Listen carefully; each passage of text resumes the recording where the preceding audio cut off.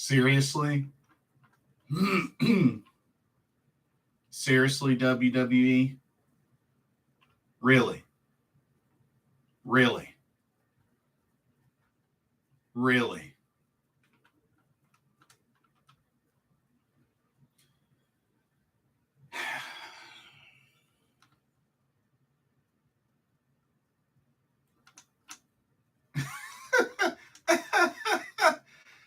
Oh my God. Really, WWE?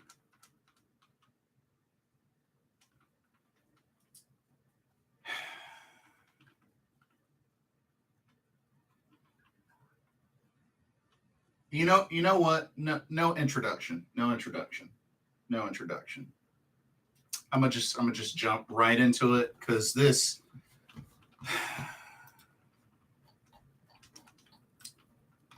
really WWE. So let me get this straight. Let me get this straight.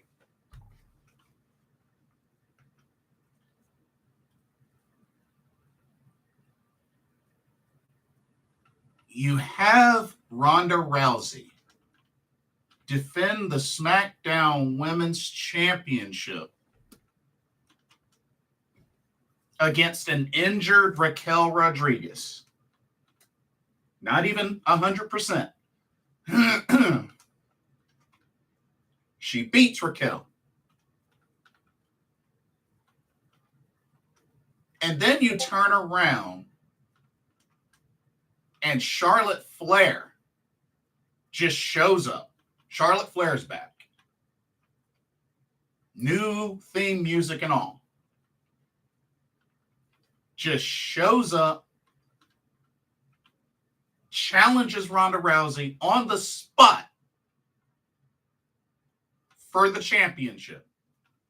Legit just returned, did nothing to earn a title shot in the first place. Absolutely nothing. Ronda accepts. And Ronda gets rolled up for the 1, 2, 3 in just about a minute of time. And now Charlotte Flair is the new SmackDown Women's Champion and is now a 14-time Women's Champion in the WWE.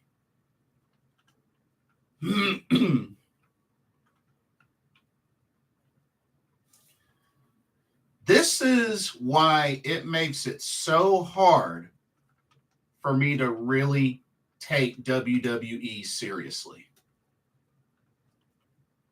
They just always do something to make it harder and harder for me to really take them seriously.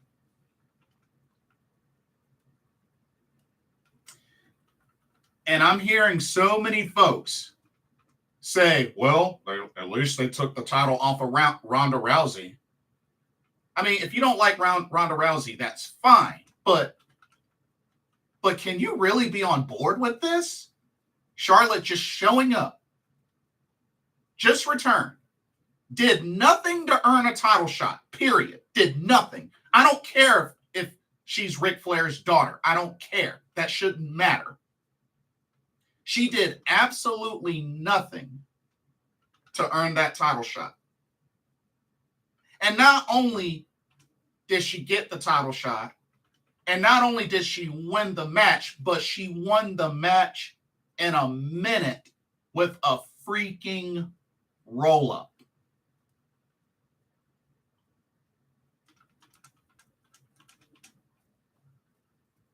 And y'all are okay with that. Y'all are seriously okay with that. Wow. Wow. Good afternoon, Joe Valesco. Wow.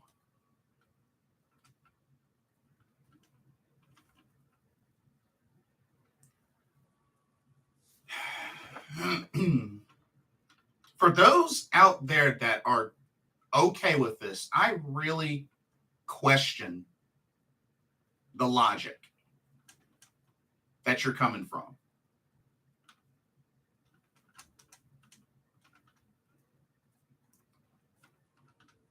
And the funny thing is, this isn't even the first time Charlotte has done this. Remember when she last returned? And her return match teamed up with Asuka, and they both won the tag titles? Yeah. Return match. Won a championship. And this is at least the second or maybe third time that this has happened. Charlotte Flair returns. Last episode of Smackdown. And wins the title in a minute.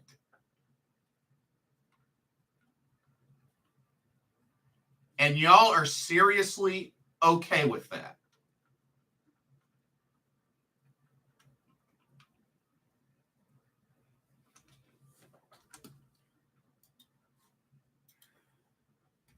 It is so ridiculous.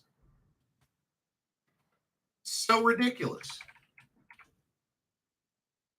It's like, dang, whatever happened to folks in the WWE earning title shots?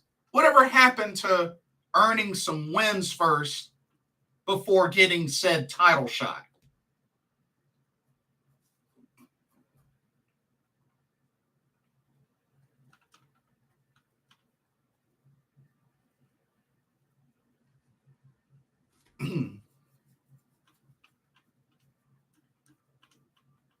Like, seriously.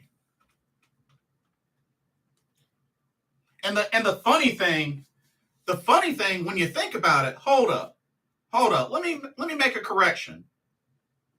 So when you think about it, when it comes to singles titles, let's see.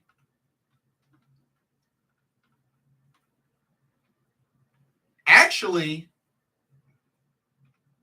if you include both NXT Women's Championship victories, actually Charlotte's now a 15-time Women's Champion. If you include the Divas title, that would make her a 16-time. But, we'll just X out the Divas title. 15-time champion. 6 times for Raw, now 7 times for SmackDown, 2 times for NXT. She's now a 15-time women's champion.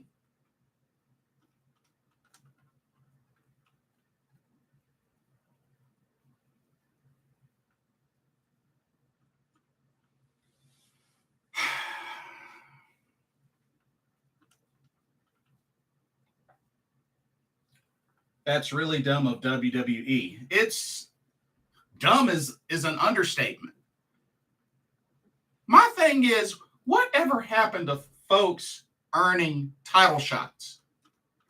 Rhea Ripley, another example, made her Raw debut, challenged Asuka for the title. Didn't even have any singles matches leading up to the title shot at WrestleMania. Just had an impromptu tag match with Asuka, her opponent, as her tag team partner. And then within a matter of a week or so, WrestleMania, she beats Asuka for the Raw Women's title. Did nothing to earn that title shot. Austin Theory, another example. He did nothing to earn that Money in the Bank opportunity. Heck, the same night he lost the freaking US title. But then he just gets inserted into the Money in the Bank ladder match. A match that other folks had to qualify, but yet he did nothing to qualify. Ended up winning the Money in the Bank. Whatever happened to folks legit earning title shots. The Smackdown World Cup tournament that they had. I mean, that was nice. The winner of said tournament earned a title shot. It's like, dang, so are tournaments the best way that folks can just earn title shots? Whatever happened to just, they win a certain number of matches in a row, bam, they're in the title picture. Candice Michelle, an example that I like to use a lot. Was Candice Michelle the best wrestler? No. But you know what I appreciated most about her? Was how they worked her character up through somebody that was just all about looks, didn't wrestle much, to somebody that actually worked hard and actually started wrestling. She was winning matches, and she earned that women's championship title shot and capitalized eventually. Joe Velasco says, I think WWE wants to make Charlotte the female version of Ric Flair. Well, I mean, it is Ric Flair's daughter. I mean, it's Ric Flair's daughter. So, I mean, but that's not necessarily a good thing. Name shouldn't matter. I mean, shoot, Rachel Ellering is the daughter of Paul Ellering. She's not a freaking 15-time champion. Tessa Blanchard, she's not a daughter of Tully Blanchard.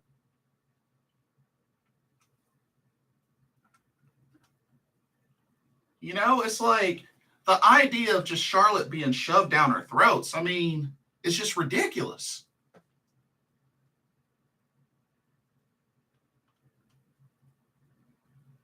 It's like, dang. Yoshitatsu, another good example. How did he get his title shot against Christian for the ECW championship? He earned some wins.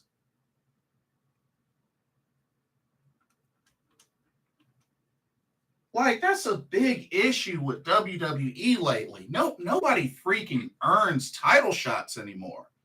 It's just, whatever. You get a title shot. Oh, you just show up, debut. You want a title shot? Sure.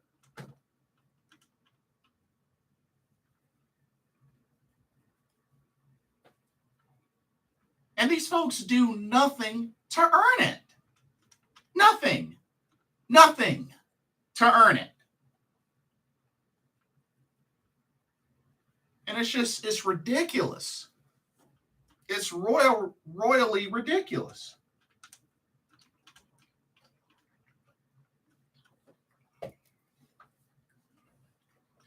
I'm all for folks challenging others. But dang, can we at least get some build-up after the challenge and just not immediately, okay. You'll get it right now. Right here tonight. And then what's bad about it is Ronda Rousey lost in a minute. She lost in a minute.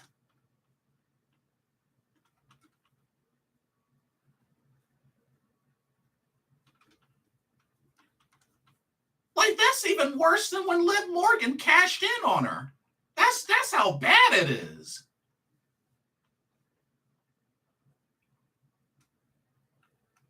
Oh my God. Like, this is why I have issues with WWE sometimes. It's just, they do stupid stuff. Like, ridiculously stupid stuff. And I know a lot of folks want to say, oh, you know, Triple H is a savior. Triple H is a savior. But there's also a fair share of pretty questionable decisions. And I would have to say this is another one.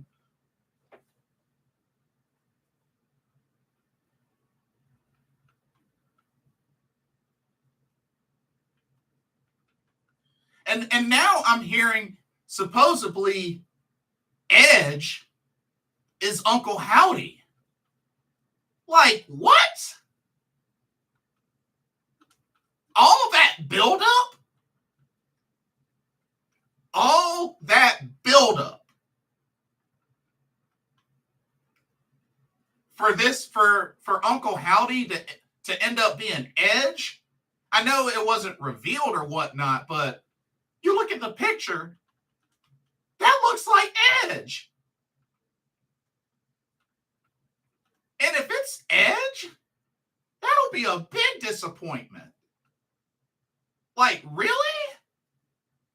I hope that's not the case. If Uncle Howdy really is Edge, I will be so disappointed. Like, really?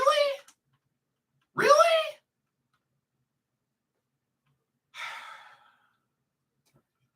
Freaking WWE.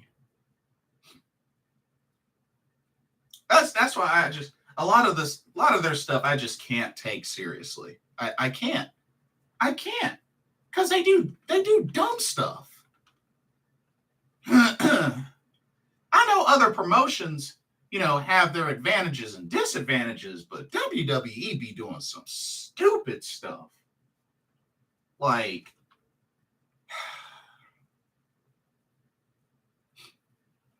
I support pro wrestling as much as I can when it comes down to it.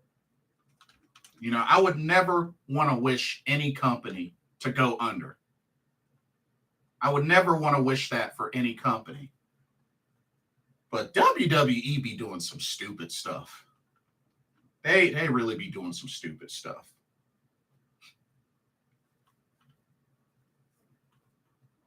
Just so now once again, Charlotte Flair returns and she's at the top instantly at the top. So freaking stupid. Happy New Year, Joe Velasco, to you as well. But just stupid stuff. Oh my God, man.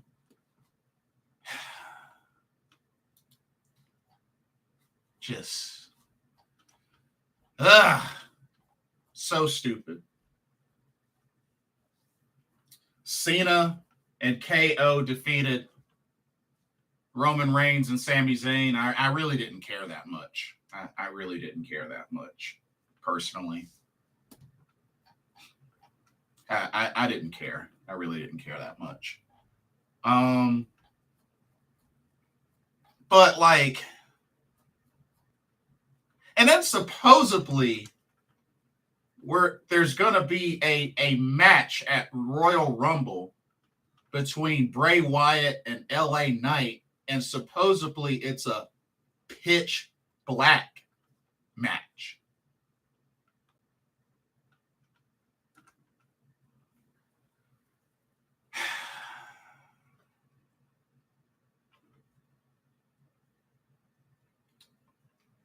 Okay.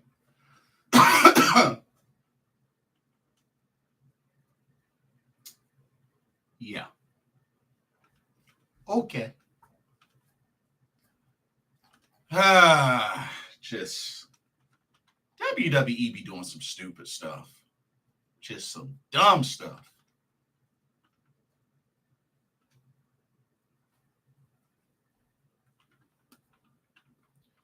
It's like, whatever happened to building up new contenders, new stars? Like, what the heck? I mean, you got Xia Li sitting right there. You got a returning Tegan Knox.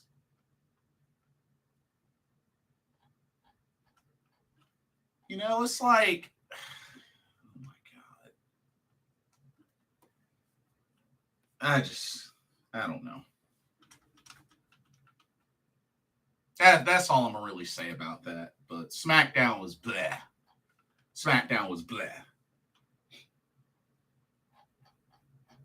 NXT was interesting.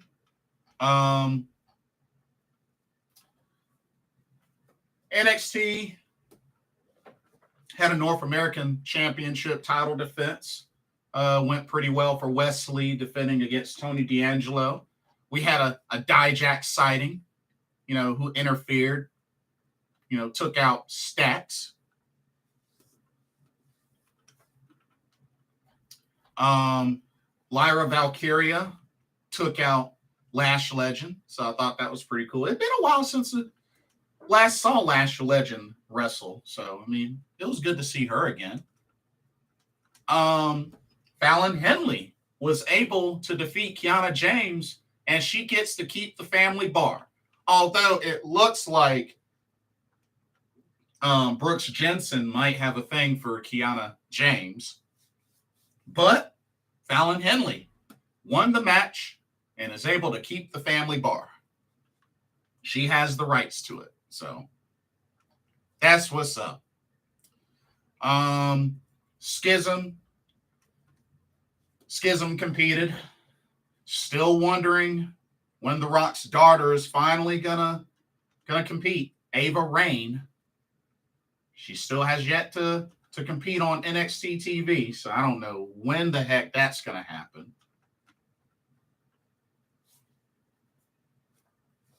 So Scripps Reggie competed, went up against Ikemen Jiro. Still hate the gimmick. The gimmick just, it's a terrible gimmick. You know what? Wendy Chu versus Cora Jade was actually pretty good. I enjoyed that match. And, it was good to see Wendy Chu pick up a victory. I know she got embarrassed and humiliated, the last time, but it was good to see Wendy Chu pick up a victory. I know, not too big on her gimmick, but Wendy Chu, aka Karen Q, I think she's a pretty decent wrestler. I watched her quite a bit through ROH. So, you know what? I'm happy for her. I just hope she gets a gimmick change. But, I like Wendy Chu. I just don't like the gimmick.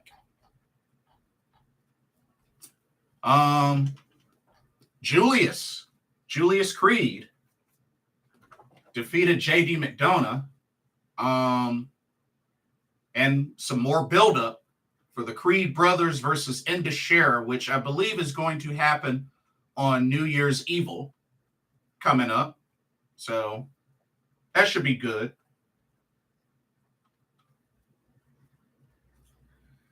Hey, John Elite, welcome. Welcome to the stream. Glad to see Charlotte back, but does she need another title reign, though? Nope.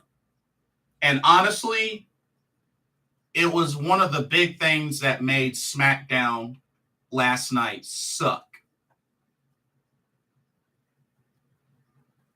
I mean, folks want to say, oh, well, at least Ronda doesn't have the title anymore. But, can folks really agree with how that went down?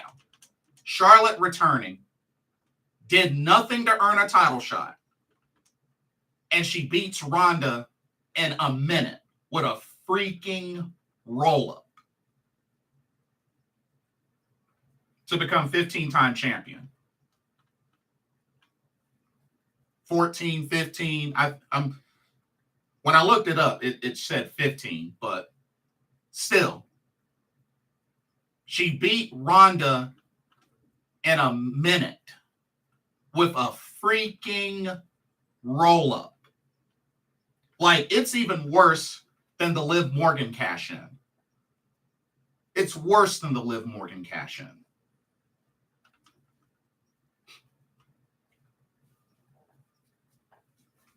And if you remember, John Elite, she actually did the same thing.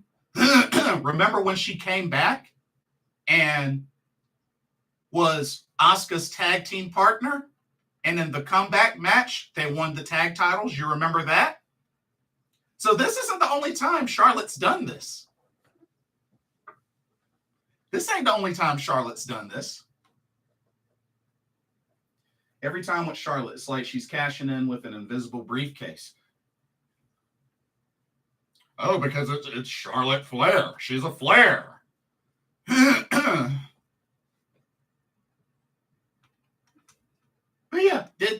same thing when she won the women's tag team titles for the first time.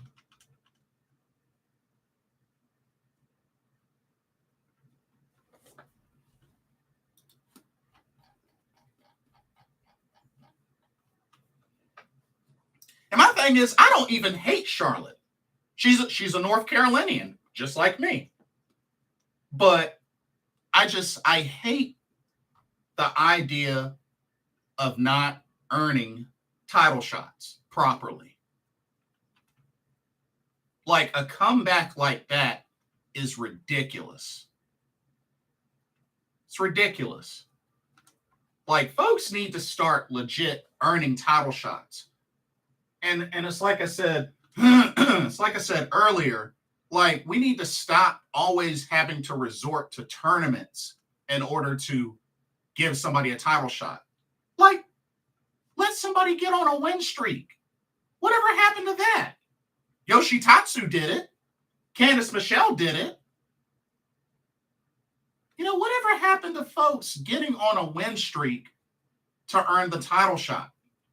I'm not saying that they got to win the title once it comes down to it. I'm not saying that, but can folks start earning title shots? Whatever happened to that? It's like, it's got to be in the WWE, it's like it's got to be a tournament in order for somebody to legit earn a title shot. Otherwise, it's, hey, I challenge you. I did nothing, but I challenge you. Like, it's stupid. It's so stupid.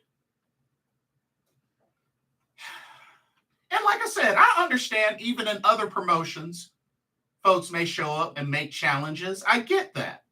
But there's at least some buildup after the challenge. It's not just an immediate title match.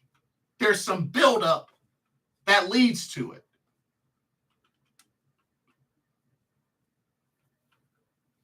But yeah, just WWE be doing stupid stuff.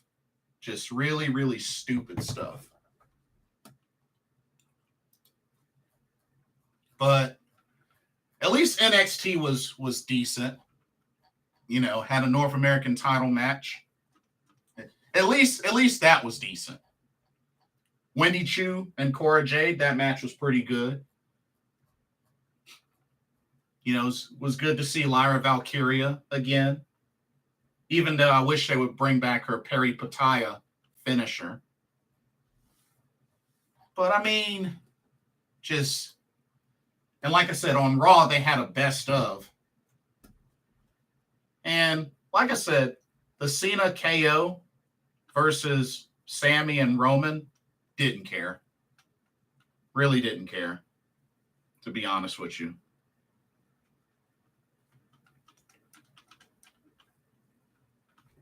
But just,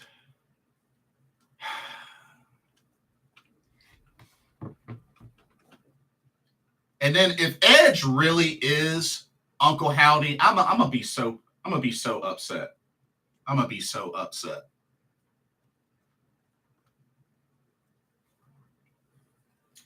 What happened to KO's eye after the match? Yeah, I don't know if, like, it looked pretty bad, like some sort of like cut across the eye or something like that. It looked pretty bad. Like, I don't remember exactly the spot where he got it when I look back at it, but yeah, it looked pretty nasty, actually. Yeah, it looked pretty nasty, but yeah, that was crazy.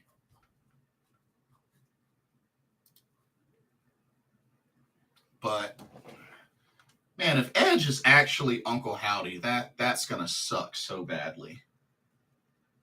It's like, really? Oh my god. WWE this week is just, oh my god. And SmackDown, that's how they want to end 2022 with that episode of SmackDown. Just trash.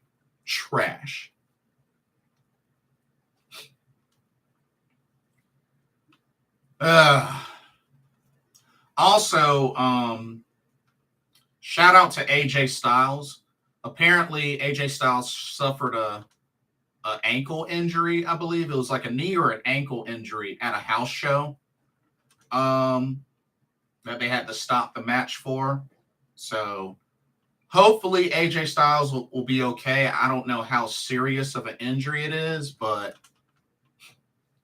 if it's bad, then he's pretty much probably not going to be able to make the Royal Rumble if it's bad.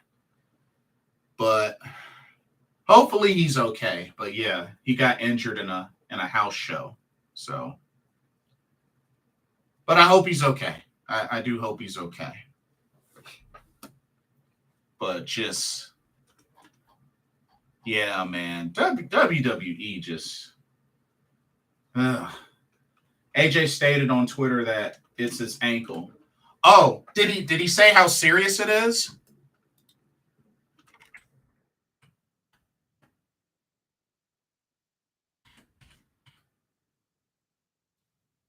Here, let me. Oh, broken ankle. Oh, Jesus. Oh, no.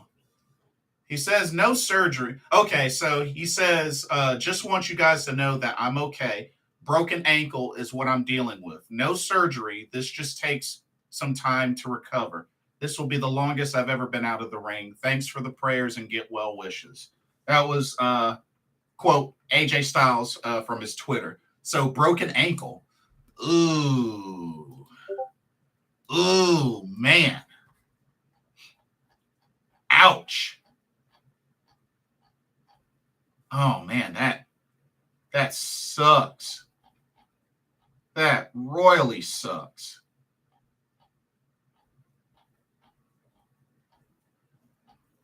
Well,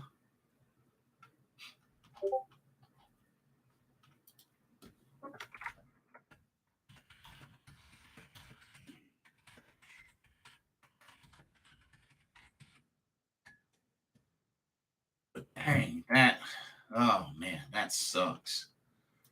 Well, yeah, he ain't making the Royal Rumble. If it's a broken ankle, he's definitely not making the Royal Rumble. Oh man. Also, I wanted to mention this. My dad and I were actually talking about this. To be honest, y'all, I think Randy Orton should go ahead and retire from in-ring competition. I think Randy Orton should go ahead and retire. I think he's had one heck of a WWE career, but you know, the whole situation with his back, I honestly think that Randy Orton should retire.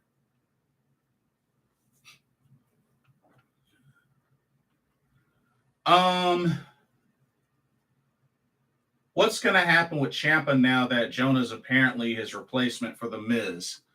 Man, I was still really disappointed with that. Man, Jonah ended up downgrading himself. But I mean, you know, if he's happy with more money, then you know, so be it. But he downgraded himself. He went from beating Okada in the G1 Climax tournament to being the Miz's bodyguard. I don't know how you explain that. I just, oh my God. But yeah,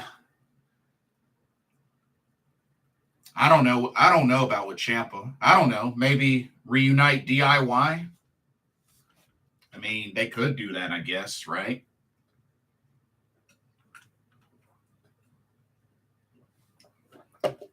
Would be better off doing that than being the Miz's butt buddy bodyguard.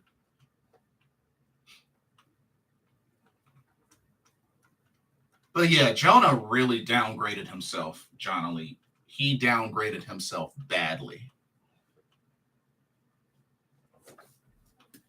I mean, he legit beat Okada clean. Clean. No cheating, no interference.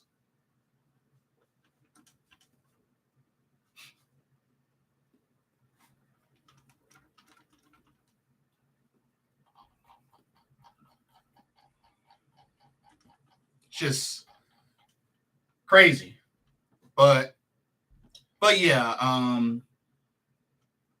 have I talked about the draft? Yeah, not yet. I'm actually going to right after I mention about Randy Orton, John Elite. So stay right with me. I am about to talk about that. Stay right there with me. But Randy Orton should really retire. Because I mean, you gotta look at Randy Orton's resume, y'all.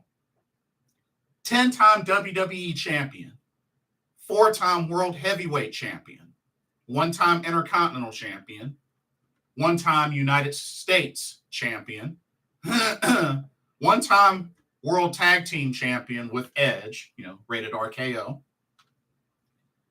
Raw tag team champion 2 times, both with Riddle, RK Bro, 1-time Smackdown tag team champion with Bray Wyatt and Luke Harper, which, they defended under the Freebird rule. Randy Orton has won the 2013 Money in the Bank, won the Royal Rumble twice, which was 2009 and 2017. He has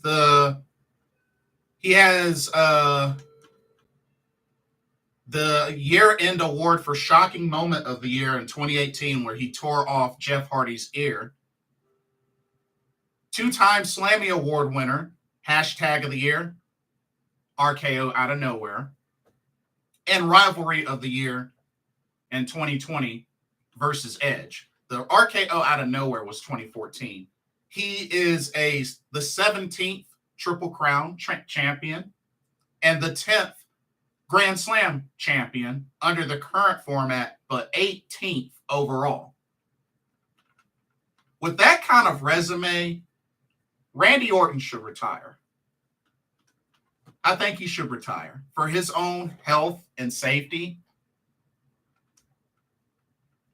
I think he should really retire.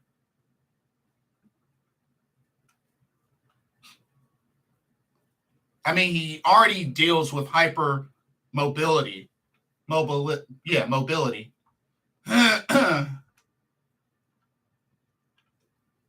So I just really feel like he should retire. I really do. I think he should retire. But we'll see what happens. Okay. Dragon Lee. Yes. Dragon Lee has signed a contract with WWE and will make his debut in 2023 through NXT.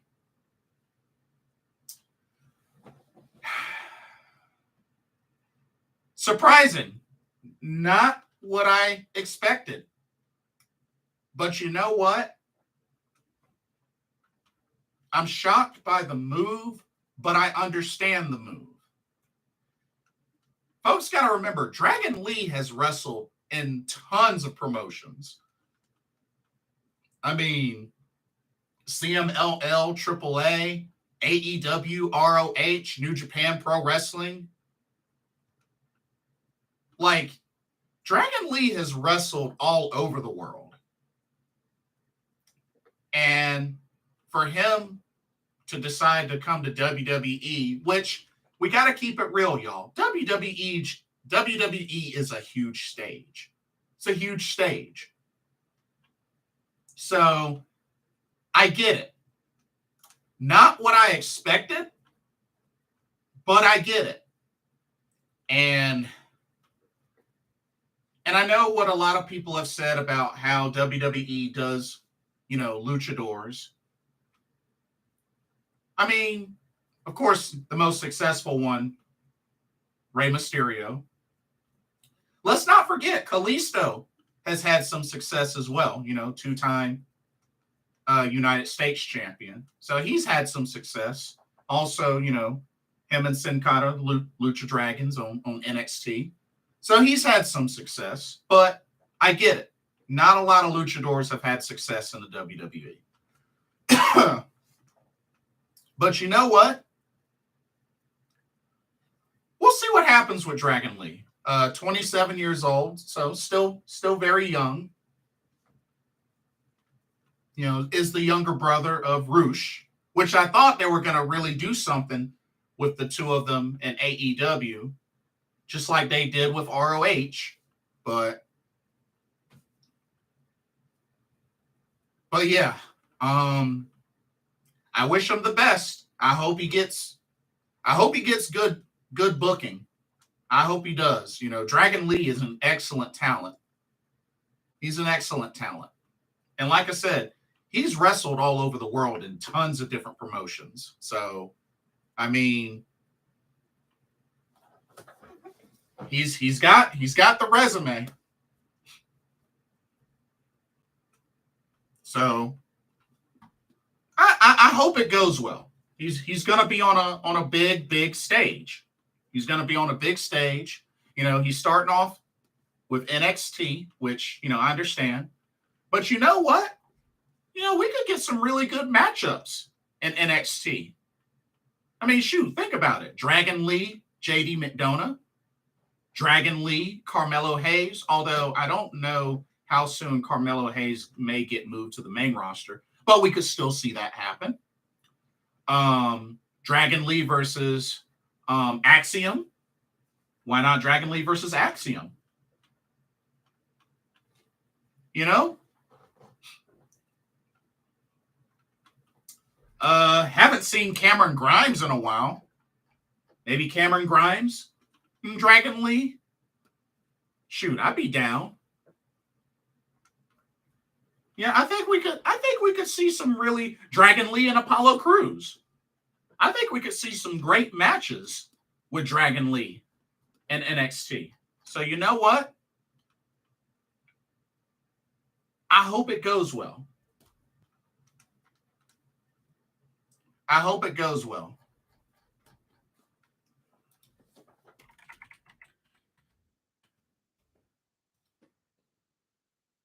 But we will see what happens.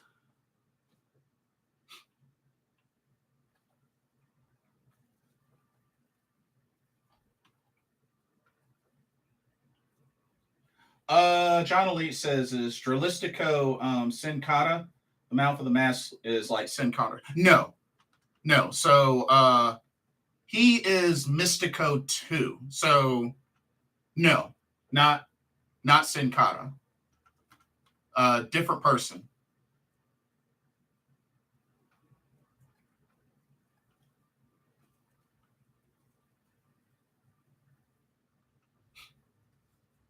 The original Mystico was Sin Cara.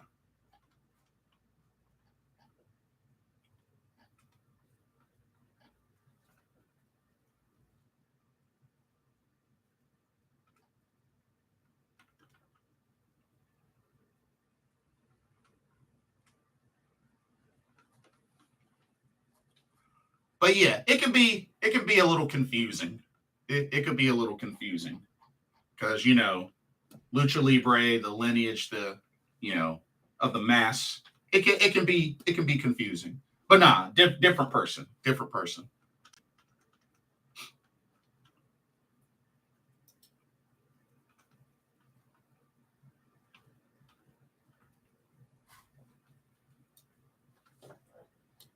But we'll see what happens with we'll see what happens with Dragon Lee. I think we could see some great matches in NXT with Dragon Lee. I really do. So we'll see what happens. But I hope it goes well. I mean, he'll be on a big stage. So we'll see what happens. Excuse me. Hey, what's up, Jesse? Club Venus.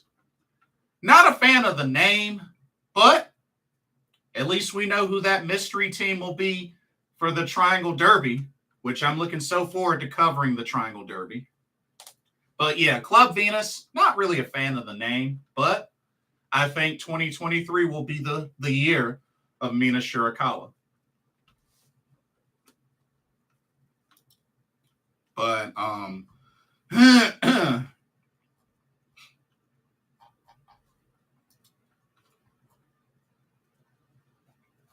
so getting into some AEW, which I gotta give a shout out to Top Flight with their match against Jon Moxley and Claudio Castagnoli. That was a phenomenal match.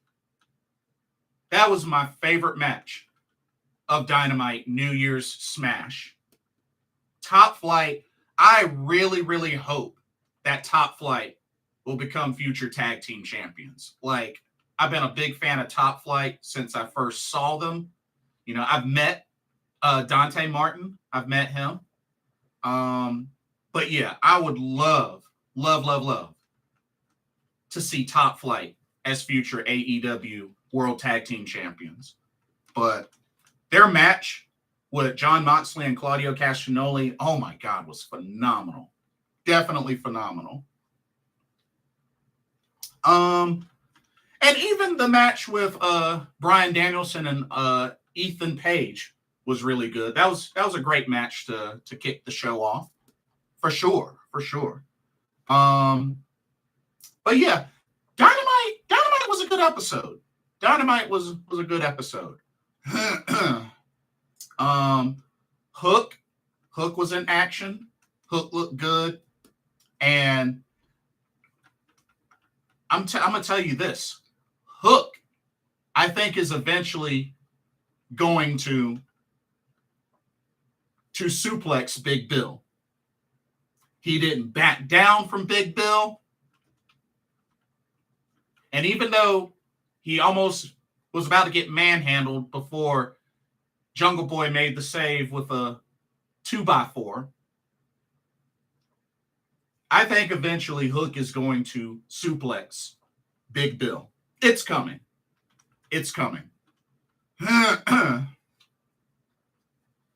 But oh yeah. So let me also point this out.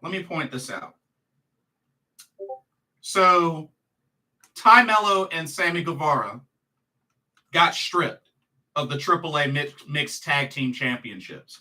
I don't know if folks knew, but they were double booked for the AEW New Year's Smash and the AAA show that went down in Mexico same day. And they were stripped of the AAA Mixed Tag Team titles. Now, let me just say this, because, you know, I kind of had a debate with somebody. Those out there that wonder, oh, what happens with double booking?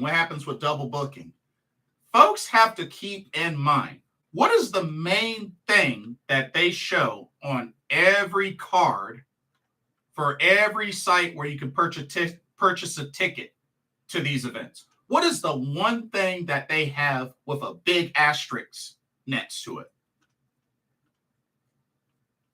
Card subjected to change. People need to keep that in mind for every pro wrestling show, period. Card subject to change. We got to remember that things can happen. Death in the family, injury, you know, the double booking. It happens. I know it's disappointing sometimes. I get that. But it happens. I mean, there were a few shows I went to this year where a match had to change. It happens. And then it's like, you know, somebody that I was was talking to was wondering, well, because AEW this past Wednesday was in Denver, and the AAA show was in Mexico.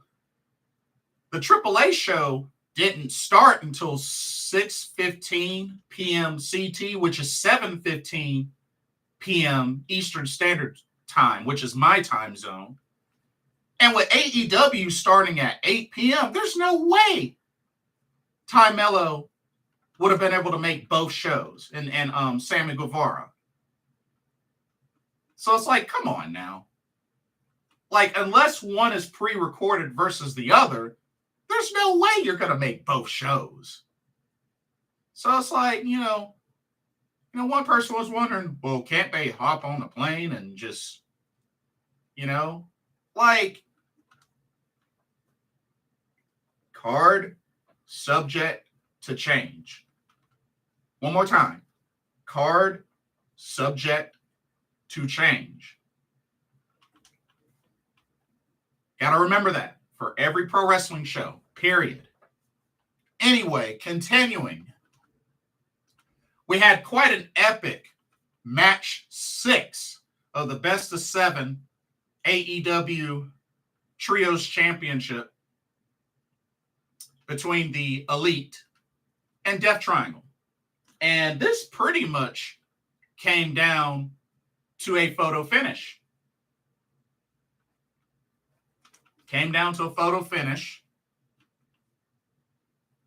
You had Kenny Omega hit, I believe it was Phoenix, with the One Wing Angel. You had the Bucks hit Penta with the BTE trigger. You had Pac had, I believe it was Matt Jackson in the Brutalizer, and it pretty much came down to a photo finish where Kenny Omega was able to get the pin just in time on Rey Fenix before Matt Jackson started tapping out to the Brutalizer. So the Elite get the victory. We are tied up 3-3, and there will be a match 7, like we all knew there would be.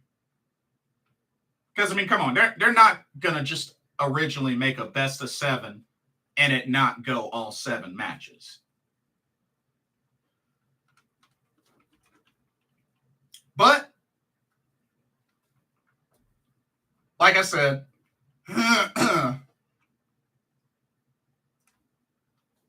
we're going to have a match 7. So it'll be interesting to see how this goes down.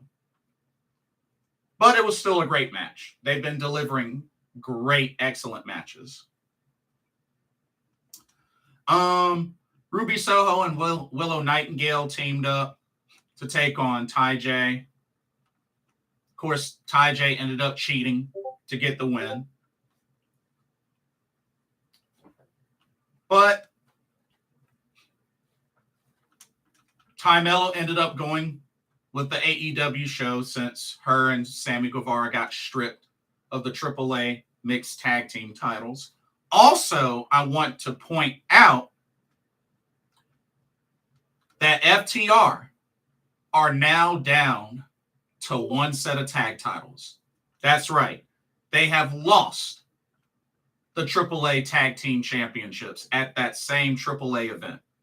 So now they are down to just the IWGP tag team championships, which they will defend at Wrestle Kingdom against Bishamon. Now, the word with FTR is that I believe their contracts are going to be expiring, I believe, this coming spring. And then it was said that they may, for a while, I don't know how long, but for a while, do some independent scene wrestling.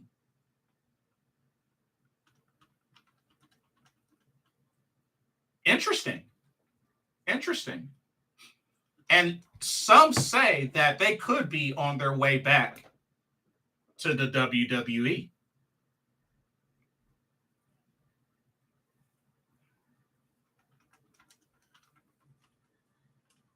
I don't know. I don't know how I would feel about that, but I mean, I encourage everybody to go where they feel they'll be happy. But I don't know. I wish the best for them. I've met FTR. I like FTR. They're North Carolinians just like me. But I don't know. I just really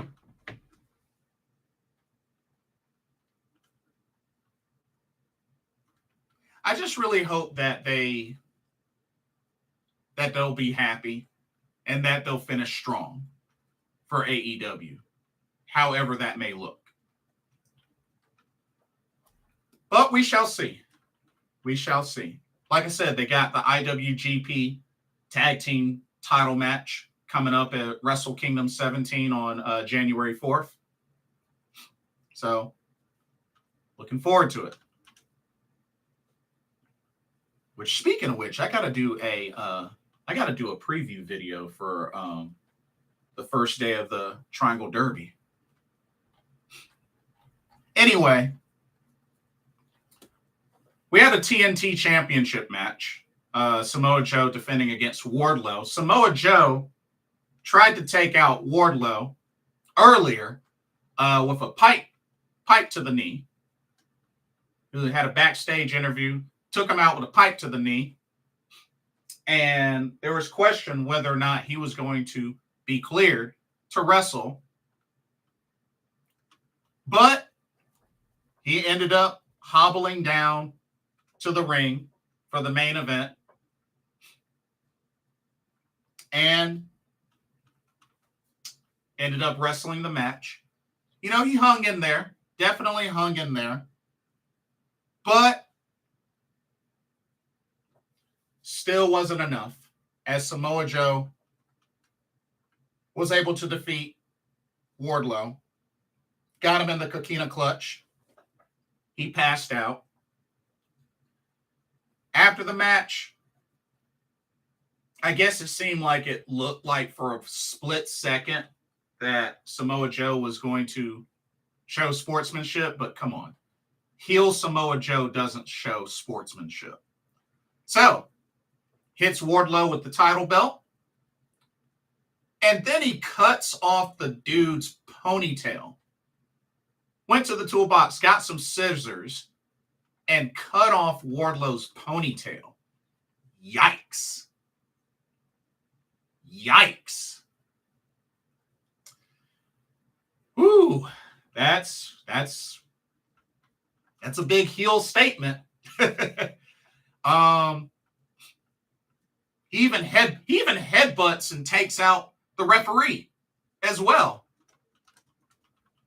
And then, of course, we have the ending of Darby Allin showing up, hitting Samoa Joe with a skateboard, and now Darby Allin's back into the picture for a title that he once held. He once held that TNT title. And, you know, as this, leads to Rampage, a lot of folks are doubting Darby Allin. He had that backstage altercation with Sting, which Sting kind of pretty much gave him a pep talk. You know, be like, I don't think you got a shot. The fans don't think you got a shot, but stop listening to everybody and start doing stuff. Do it yourself. Block everything else out. You go do it for you. You listen to yourself and you go and win your title. So we'll see what happens. We'll see what happens. Jade Cargill defended her TBS championship against former baddie Kiera Hogan. And during the match, we even saw some signs of Red Velvet. Looks like she's going to be on her way out of the baddies. I mean, yeah. So it looks like it's down to Layla Gray as, I guess, the only baddie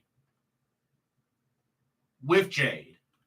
And Jade did get the victory, defeating Kiera Hogan. And I'm pretty sure probably Red Velvet's going to get the next shot. But right now, Jade Cargill is 46-0 now. So 4 more to get to 50. 4 more to get to 50. And like I said, I don't think she loses her first match until she hits 50 wins. But we'll see. It's coming up. It's coming up. So we will see.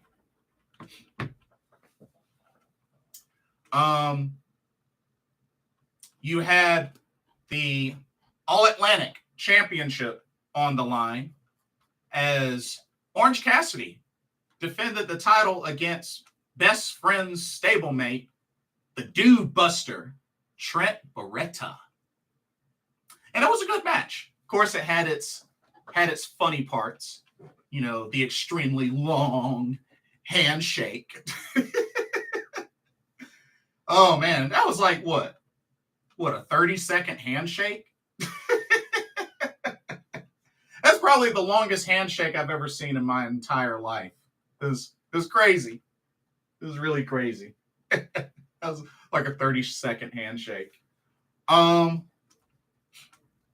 yeah, overall, it was a great match. Definitely back and forth. Kip Sabian was on commentary for this match. And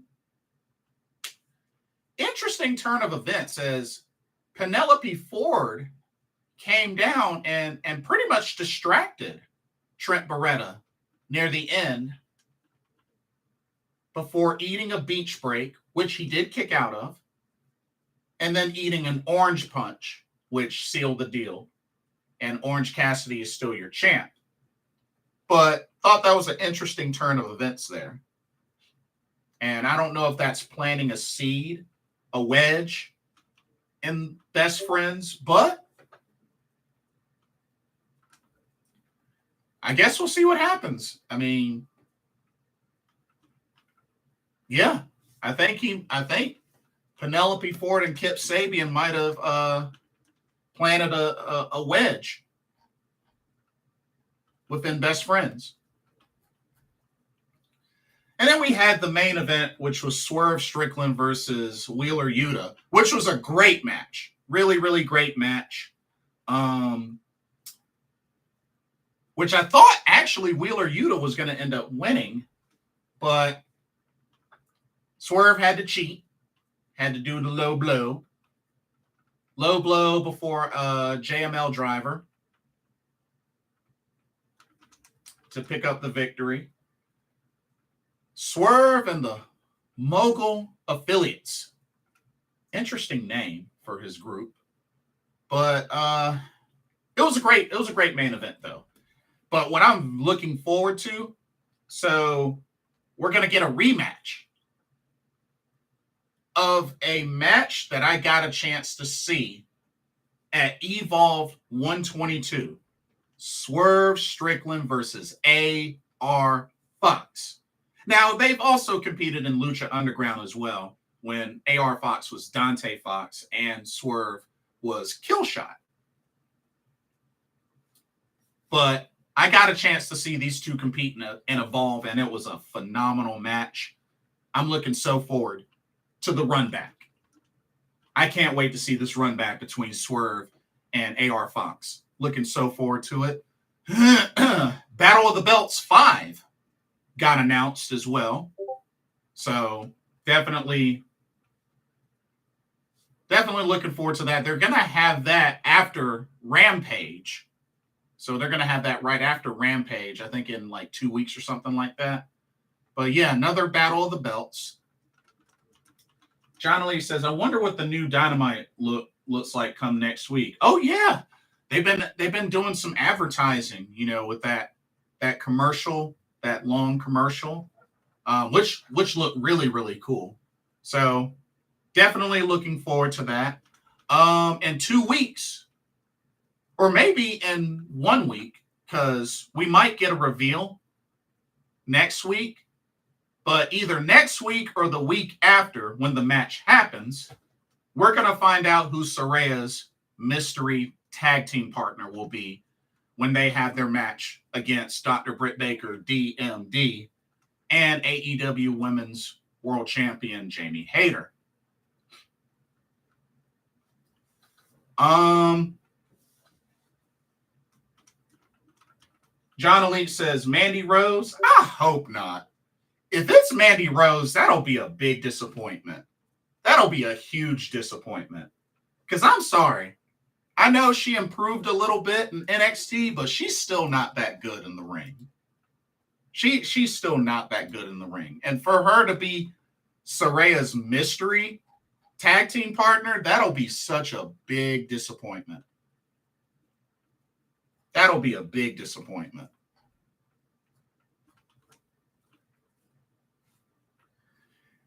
I know some folks are saying Sasha Banks, aka Mercedes Bernardo, but I think she's going to be in Japan.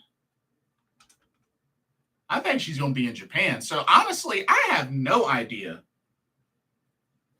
who it's going to be. No idea at all. John Elite says, do we know the timetable for Thunder Rosa? That's actually a good question. I'm not too sure, but perhaps maybe it could be Thunder Rosa. I know I saw her, she was at WrestleCade, Thanksgiving weekend. So that was the last time I saw her in person. But it could be Thunder Rosa. It could be Thunder Rosa, perhaps. But I still think it might be a small percentage that it could be Mercedes Bernardo. But I don't think it will be. But it'll be interesting. Like I said, we're going to find out either this coming week or next week, because the match is January 11th. That's when the match is. So, like I said, maybe we might hear something about it this coming Wednesday. Also, word is that Yuka Sakazaki will be in the U.S. In January. So we might see Yuka Sakazaki wrestle on AEW for a bit. And who knows? Maybe, just maybe, she'll defend the Princess of Princess Championship on AEW. That would be neat, because she's the current Princess of Princess champion in Tokyo Joshi Pro Wrestling. But yeah, Yuka Sakazaki's supposed to be coming to the States in January. So we'll see what happens with that. Let's see. Oh, shout out to Millie McKenzie, who had an awesome match. I actually went back and checked out All Rise 22, which happened back in late November for Tokyo Joshi Pro Wrestling. Millie McKenzie, who used to wrestle with NXT UK, she wrestled the Pink Striker and Pro Wrestling Eve women's champion, Miyu Yamashita, had a great match with her. Went the distance. Definitely went the distance. Even though she didn't beat Miyu, put on a great match. And also Billy Starks. Billy Starks wrestled Yuka Sakazaki for the Princess of Princess Championship. And she dropped Yuka Sakazaki on her dome, on the apron. Like, it was a pretty sick spot. Yuka retained, but Billy Starks looked really good. And I believe Billy Starks is only, I think she's only like 18. She might be only 18, maybe 20. Let me look it up.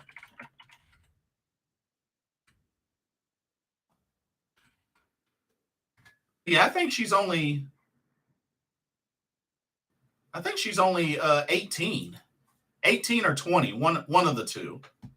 But yeah, she's a youngin' and has been tearing it up over in Tokyo Joshi Pro Wrestling. As a matter of fact, Wasteland War Party, or I think it's the Wasteland or something like that. What's the face? Oh my goodness, I cannot think of the names.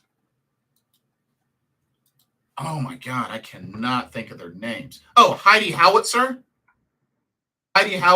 and oh my god, I cannot think of the other person. I'm having a brain fart. I'm having a really bad brain fart. Shoot. Crap. Give me a moment. It may come back. Oh, Max the Impaler. There it goes. Max the Impaler. Yeah, they are going to be competing for the Princess Tag Team titles against the current champions, Yuki Arai and Saki Akai. So that should be really good.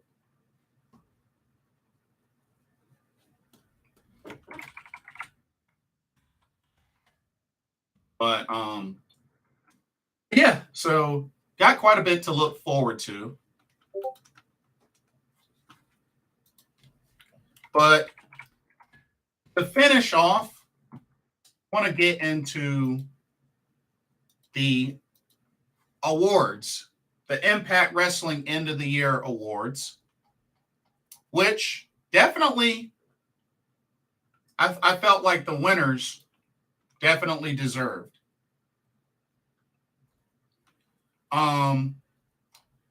Your Impact Wrestling Knockout of the Year ended up being Jordynne Grace, the current Impact Wrestling Knockouts champion, which I've met Jordynne Grace. Jordynne Grace is cool. Definitely has had an incredible year. And I can't wait for when her and Mickie James square off with the title on the line. Because remember, as soon as Mickie James loses, she must retire. That's still the stipulation.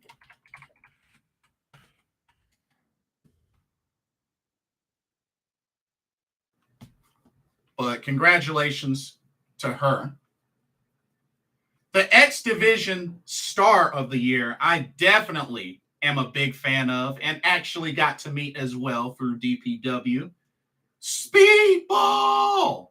Mike Bailey, former X Division champion, that has really, really impressed me. Like, I've heard bits and pieces about Speedball Mike Bailey, and I've seen him a little bit, but this year I really got to see a lot of Speedball Mike Bailey. Got to meet him as well, which I didn't even know that he got married to Veda Scott.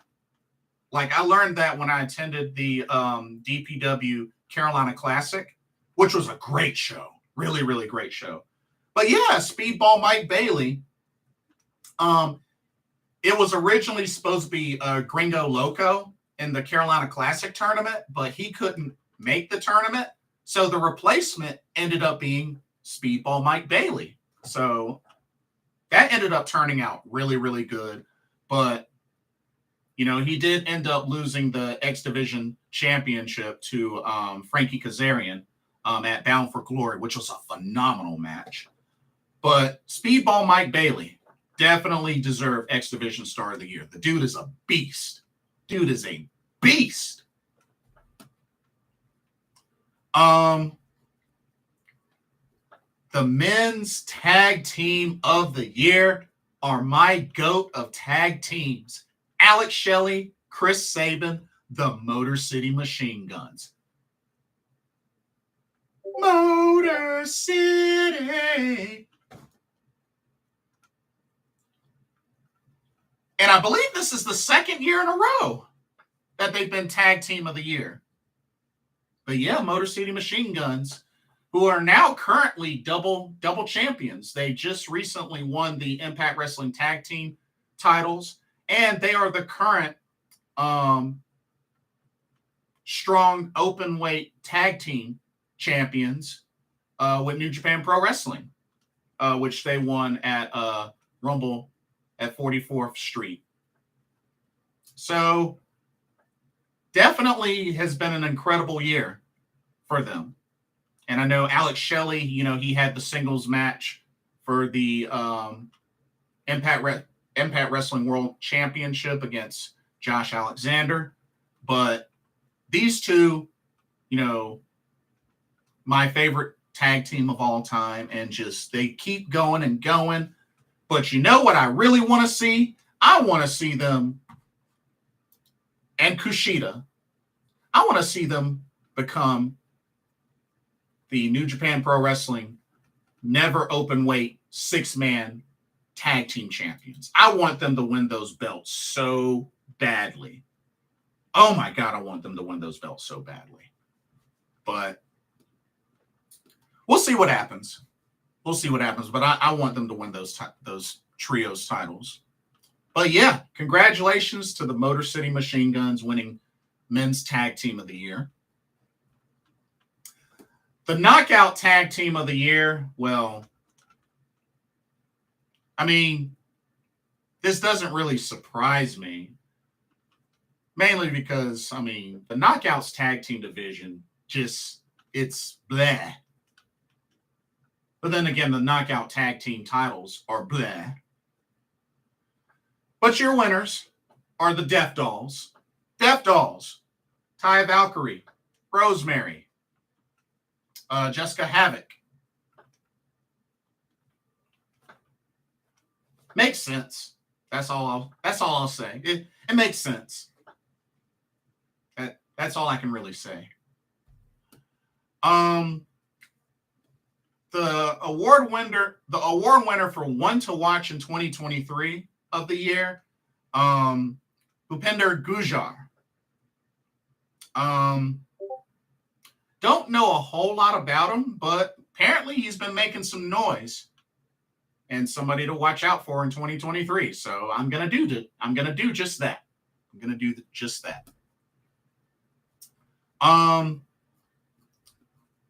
Let's see. Match of the year. And yes, it was. I finally got around to watching this match, and I definitely agree that it's a match of the year candidate for me. But Impact's match of the year goes to Speedball Mike Bailey versus Josh Alexander. And the crazy thing is, this was on an episode of Impact. This wasn't even on a pay-per-view or a special show. This was on a regular episode of Impact. That's what I'm talking about, y'all. It doesn't always have to be a pay-per-view to get these type of wrestling matches. I was talking about this with a friend of mine. Like, we don't always have to wait for a pay-per-view to have a match of the year quality match. I can understand they would be rare on like regular shows, but that doesn't mean that we can't have them. And this is an example right here. This happened on a regular episode of Impact. And definitely. And if you haven't seen it, check it out. It's on YouTube. Full and free on YouTube. Watch it. And the Impact Wrestler of the Year went to the Walking Weapon, Joshua Alexander, your current Impact Wrestling World Champion, which Josh Alexander has had an incredible year and has been a beast even since winning the title. So definitely, And I've met him. I've gotten a chance to meet him at WrestleCade. So thought that was really cool. But yeah, definitely congratulations to each of the award winners. Well deserved. Well deserved. And you know what? Looking forward to seeing what happens with Impact Wrestling. But also want to take this time to lift up my condolences to the recently passed away Don West. He actually passed away, I believe it was yesterday. But yeah, RIP Don West.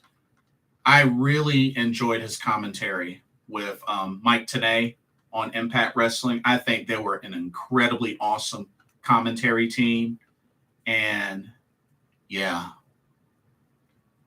definitely gonna miss Don West. You know, he was a big part of 20 years, I believe, 20 years with Impact Wrestling.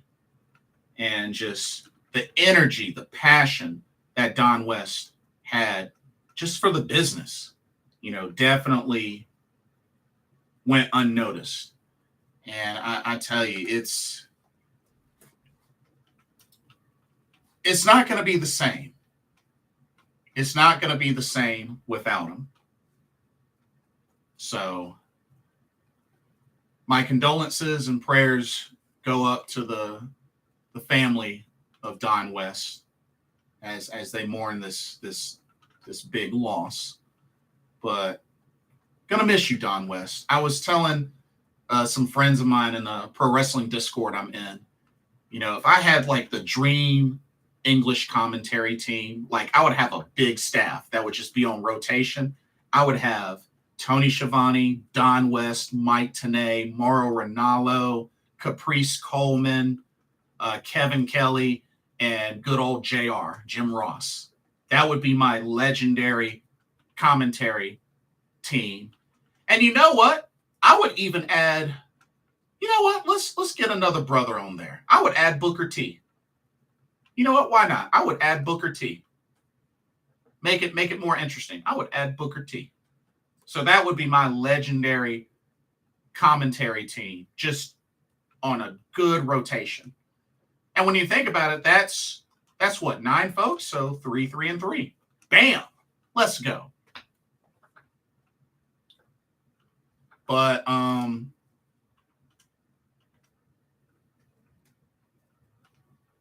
yeah, like definitely looking forward to the new year. So a couple of quick announcements before I head on. So I'm really looking forward to getting into more Joshi pro wrestling promotions. Like today, I'm going to be watching Ice Ribbon's Ribbon Mania that took place today. And I'm going to do a separate review video on that. So look forward to that. Looking forward to covering the Stardom Triangle Derby that's coming up in a couple of days, January 3rd. So definitely looking forward to that. And I just recently subscribed to Ice Ribbon's YouTube channel. I subscribed to them, and I joined and got a membership with Ice Ribbon. So looking forward to that. Seedling, hoping to check out more of that. Pro Wrestling Wave, Catch the Wave. But yeah, I really want to put a little more focus on getting into more Joshi Pro Wrestling in the year 2023. Looking forward to Wrestle Kingdom 17, Pro Wrestling Noah, you know, the big show coming up on New Year's Day, Shinsuke Nakamura versus the Great Muta and many others. DPW recently hit their 1-year anniversary, so I look forward to seeing what DPW, Deadlock Pro Wrestling, has in store for the year 2023. Going to be going to their first live show January 14th. Game Changer Wrestling, going to be going to the Don't Talk to Me show on with my dad on January 20th. So looking forward to that. I'm also going to NXT Vengeance Day in February 4th with my dad and my good friends Rob Potsy Potchak and Tino Gray from the Potsy and Tino show. Looking forward to that. So looking so forward to a lot of things with pro wrestling next year. It's exciting, y'all. And I tell you, 2022 has been good to me. It's been good to me. So definitely thankful to still be here. And I look forward to what's in store in 2023. But anyway, that'll do it for this episode. I want to thank y'all so much for all the love and support just throughout the year 2022. Y'all been so good to me. I mean, with the pro wrestling talks, with the Carolina Panthers talks, overall gaming, streams, thank y'all so much for y'all's support of Blitzball Champ Gaming. Y'all have been quite a blessing, and I hope that I have been as much of a blessing to y'all as y'all have been to me. So thank y'all so much. Happy New Year. May God bless each and every one of y'all in the year 2023. Whatever your goals are, whatever breakthroughs y'all are striving for, whatever changes y'all are trying to make, whatever that may be, I hope 2023 is the year for each and every one of y'all. Love y'all. On the way out of 2022, don't forget to like, comment, subscribe, hit that notification bell. And once again, thank you. Happy New Year, John Ali. I see you. Happy New Year, Oos. Hey, Happy New Year, Oos. Hope everybody finishes this day off strong as we get ready to enter into 2023. My name is Blitzball Champ Jason Ingram, founder of Blitzball Champ Gaming, represented here on the U to the Tube and also on Twitch and Facebook. I want to once again wish y'all a Happy New Year, and I will see y'all in the next video in 2023.